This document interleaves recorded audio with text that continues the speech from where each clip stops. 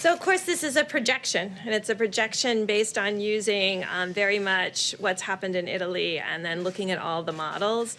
And so as you saw on that slide, that was our real number, that 100,000 to 200,000. And we think that that is the range. We really believe and hope every day that we can do a lot better than that. Because that's not assuming 100% of every American does everything that they're supposed to be doing. But I think that's possible. Over the next 2 weeks, you said the next 2 weeks are going to be very painful. Is the bulk of this going to happen over the next 2 weeks? You have an upslope. So as mortality, the fatalities to this disease will increase, and then it will come back down, and it will come back down slower than the rate at which it went up.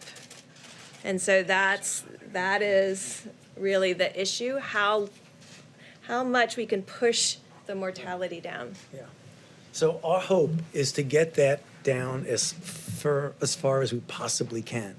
The modeling that Dr. Berg showed predicts that number that you saw. We don't accept that number that's what's going to be. We're going to be doing everything we can to get it even significantly below that. So, I don't want it to be a mixed message. This is the thing that we need to anticipate, but that doesn't mean that that's what we're going to accept. We want to do much, much better than that. But doctor, when we look at the curve, it goes much further in time. So we would have deaths and cases for much longer. I mean, we do expect... So you can put up slide number 2. So that's a generic... I'm sorry, if you can go back to the slides and put up slide 2. Okay, so what I showed you was a generic picture of what happens in an epidemic when you mitigate. So no mitigation, mitigate. This is based on the experience around the globe with this particular virus. And so it does have a tail, but the peak you can see by this projection, and this is the IHME data, the peak is over the next 2 weeks, and this is tracking mortality.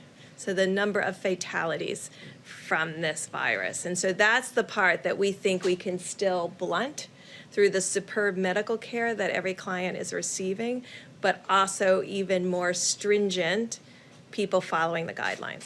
I can't see the small characters, but are we seeing deaths until June? I can't really... This is June. This is June, so we would still see problems and deaths in June. It's a projection. It's a projection, of course. So, just getting back to what I said about the stepwise thing, deaths always lag. So you will be seeing deaths at a time when, as an epidemic, we're doing really, really well because the deaths will lag.